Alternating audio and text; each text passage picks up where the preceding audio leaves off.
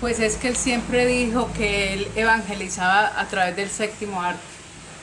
Entonces ahí está como que la respuesta a todo. Porque él tenía muy claro que al decirle el padre, entonces ya le iban a conceder algún espacio o alguna por el título que llevaba, ¿cierto? Él quería ganarse sus espacios por Luis Alberto, pero no porque viene el doctor o porque... ¿Me hago entender?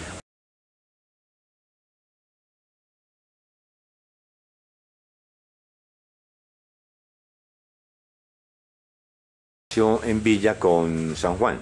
Esa era la casa de los padres De los padres de él. de... Y él nació en el Hospital San Vicente de Paúl.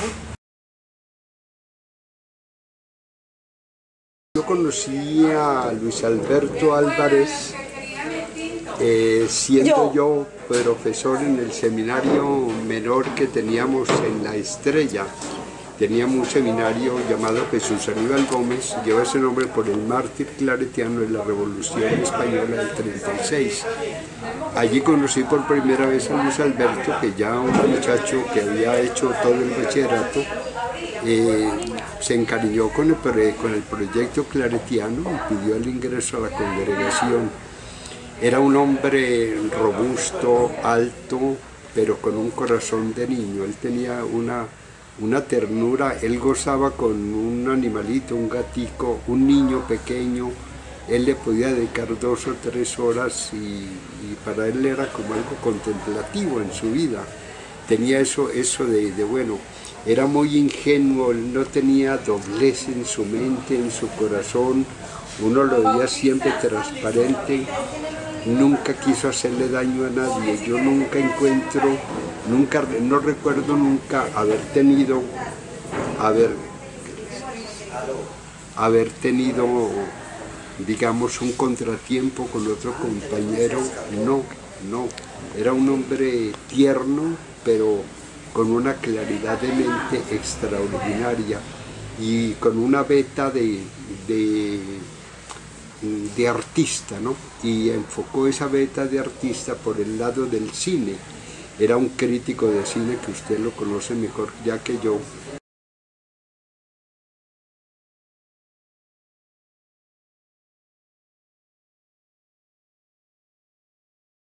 Era buen compañero de comunidad, era desorganizado, no sabía ni vestirse. Él tenía la camisa media parte de la camisa por fuera. La mamá un día nos dijo, yo nunca pude enseñarle a Luis Alberto a meterse la camisa por dentro del pantalón. Él en un tiempo estuvo fumando mucho y a veces hasta se quemaba el pantalón con la punta del cigarrillo, ¿no? Pero el orden intelectual que él tenía resaltaba sobre el desorden. Él no sabía tender una cama, había que tendérsela. Él no sabía, cuando iba a viajar a alguna parte, que viajó mucho, a Alemania, a Estados Unidos, a Italia, él tenía una persona que él la llamaba, venía a hacerme la maleta para llevármela, ¿no? Eso es lo bonito, el contraste, porque era un hombre como esos grandes genios de la humanidad que son inútiles para calzarse, por ejemplo, pero que son unas figuras gigantescas, ¿no? Este hombre hizo historia en Medellín, sigue haciendo historia en Medellín por el legado cultural que le dejó a la ciudad de Medellín.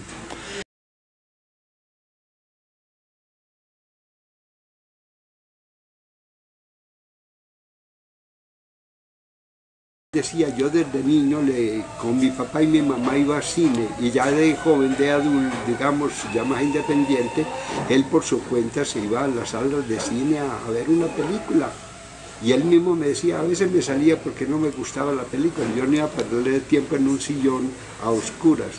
Pero cuando era interesante ahí me quedaba, y hubo veces, me decía, en que yo veía 2 y 3 veces la misma película porque yo quería explotarla al máximo, sacarle todo el contenido, digamos la idea central, el mensaje que quería traer la película, ¿no?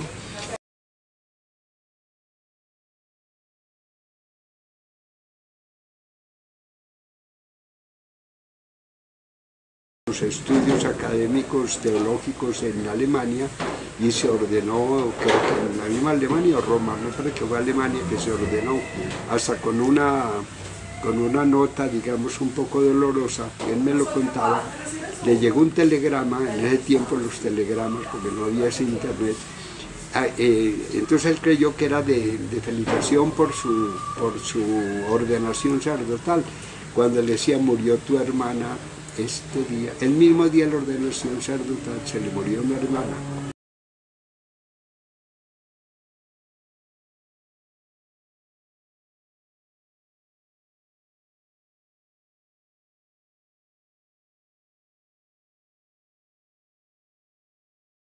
De Luis Alberto Álvarez, las primeras cosas que se me vienen hacia la cabeza son talleres de cine, cursos de cine, historia de cine y muchas películas, muchas.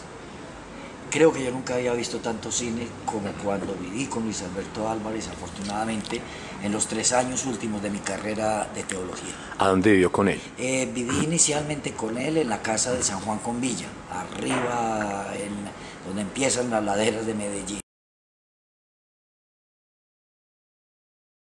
Y luego, cuando el teologado se creció, nos pasamos a vivir en Argentina, entre El Palo y Girardot.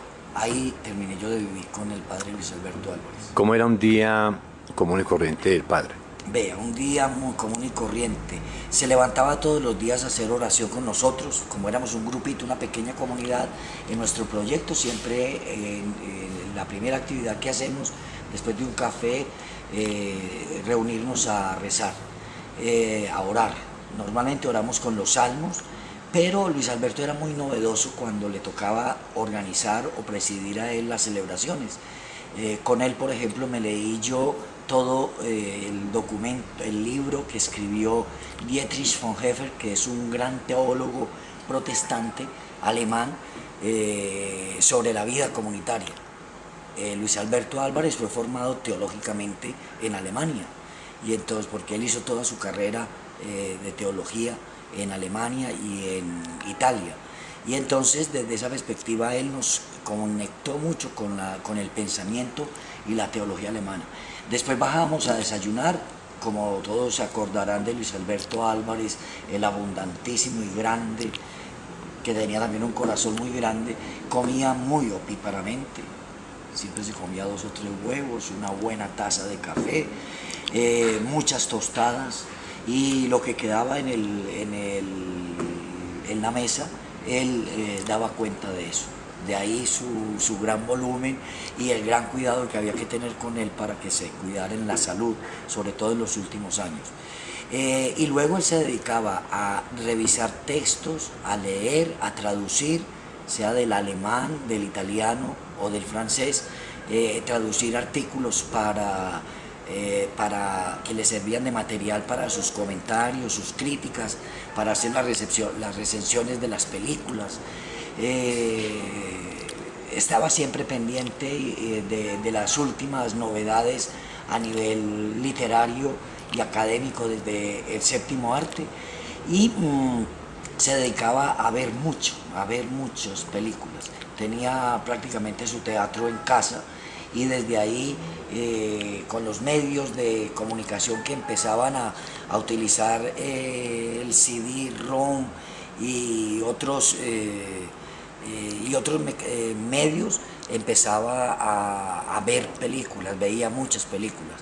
Yo creo que no exagero si digo que él se veía 3 o 4 películas diariamente. Y en eso nos iba involucrando a nosotros, nos iba metiendo a nosotros, nos explicaba. Incluso muchas veces él nos traducía de las películas que le llegaban en lenguas originales, como el alemán o el francés. Él nos traducía simultáneamente la película. Incluso, como tenía la posibilidad de parar la máquina, paraba y nos explicaba algún contexto que él creía necesario. Mucho a escribir también el artículo, a preparar bien el artículo que iba a sacar en el periódico El Colombiano, que circulaba los domingos. Lo preparaba con mucha dedicación. Hacia el jueves o viernes lo imprimía, lo leía y después me lo entregaba a mí para que se lo fuera a llevar al periódico El Colombiano. Yo era el lo- que casi siempre le llevaba a la redacción de Envigado el artículo que saldría el domingo siguiente. Con el permiso que tenía de leerlo mientras iba en el bus, entonces yo me lo leía primero que muchos. La casa de San Juan con Villa era la casa de la familia, era una casa cargada de recuerdos. Yo me acuerdo que teníamos desde la vajilla en porcelana finísima, inglesa, hasta los edredones, de todo lo que él tenía del recuerdo de la familia, de la casa de su familia. El mobiliario, todo era de la familia. Además de que estaba decorada con muchas obras de arte que muchos artistas de Medellín le facilitaban, le regalaban o él compraba. Recuerdo mucho uno espectacular que vivimos con mucha intensidad de Débora, las monjas y el cardenal. Estábamos en los tiempos álgidos de la relación de los claretianos y de la iglesia latinoamericana con el cardenal López Trujillo.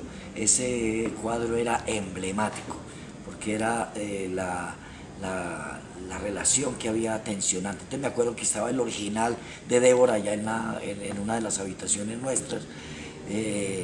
Muchas obras de arte, mucha música. Era un gran admirador de Beethoven y de Bach y de Mozart sobre todo. Le encantaba Mozart y nos enseñó a gustar a Mozart, nos explicó el contexto de muchas de las obras de Mozart y nos mantenía como actualizados en toda esta dinámica de la música y el cine.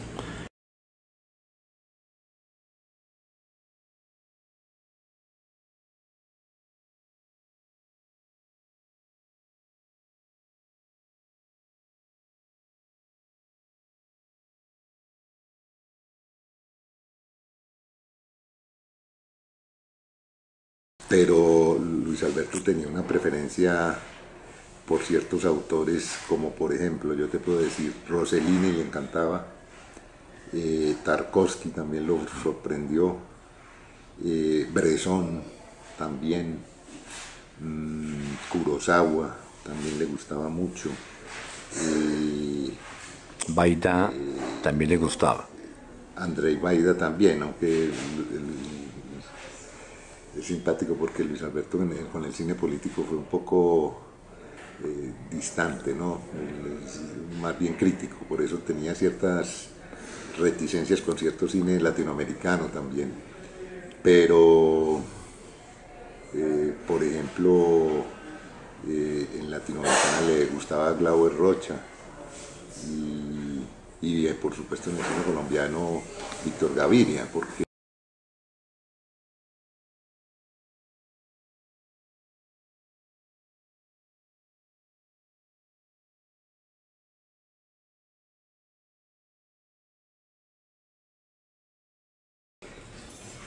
yo conocí a Luis Alberto en 1979 en el primer festival de cine Super 8 en el Subterráneo, aquí en Medellín, porque yo hice una pequeña peliculita con unos amigos para concursar en ese festival, y en ese mismo festival conocí a Víctor Gaviria, que también había hecho una pequeña peliculita que se llamó Buscando Tréboles en Super 8, y nosotros teníamos un proyector que permitía grabar el sonido directamente para la película, para la película en Super 8. Entonces Víctor nos buscó para él grabar su sonido en su película, ¿sí? Evidentemente la película de Víctor no tiene sino banda sonora, una música, entonces nosotros le ayudamos a poner esa música y en ese sentido nos hicimos amigos de Víctor. Y en el concurso, el jurado, uno de los del jurado, el jurado eran Luis Alberto Álvarez y Francisco Espinal, pues Pacholo y alguien más, Jorge Farberó o alguno de estos, o Darío Ruiz. ¿No? Orlando Mora. Orlando Mora. Y entonces, pues, Luis Alberto quedó muy fascinado con la película de Víctor. Entonces, ya yo había hecho, pues nosotros habíamos hecho buena amistad con Víctor, entonces un día Víctor me dijo, hombre, que Luis Alberto quiere que le hagamos la visita a su casa, y entonces fuimos a la casa allá en San Juan con Villa, y ya desde eso pues seguimos yendo muchas veces, allá veíamos mucho cine, nos hicimos muy amigos de él y del compañero Guillermo Vázquez, que vivían pues ambos en esa casa, y ya después, inclusive en el 85, viajé con Luis Alberto al Festival de Berlín. Luis Alberto siempre iba todos los años al Festival de Berlín, pero se quedaba mucho. Luis Alberto era una persona, yo me acuerdo, una vez nos dijo que lo que más él repugnaba o le perturbaba en la vida era la soledad, ¿cierto? Que él siempre necesitaba amigos, compañía, gente con quien conversar y todo eso. Entonces él siempre decía que le aburría, que lo único que le aburría para ir a Berlín es que le tocaba ir solo. Entonces gozamos, pues él gozó mucho y yo también gocé mucho de que fuéramos juntos a ese festival. Vamos, si has releído en estos días los libros de crítica de él, todavía lo ves fresco, como en su momento en que fueron escritas, que fueron críticas sobre películas que se vieron y que inmediatamente él las escribió. Sí, claro, es que eso es lo interesante, un poco lo que yo estoy diciendo, o sea, cuando uno relee esas críticas hoy en día, sabiendo que son películas de un momento, que en su momento fueron la década del 80, del 90, ve que detrás de las cosas circunstanciales de época hay unas cosas que trascienden esa época, que es su pensamiento, su forma de ver el mundo, sus ideas estéticas, su idea del cine, que en ese sentido inclusive yo me atrevo a decir una exageración, y es que son cosas eternas, que no van a pasar nunca, ¿cierto? No van a pasar de moda.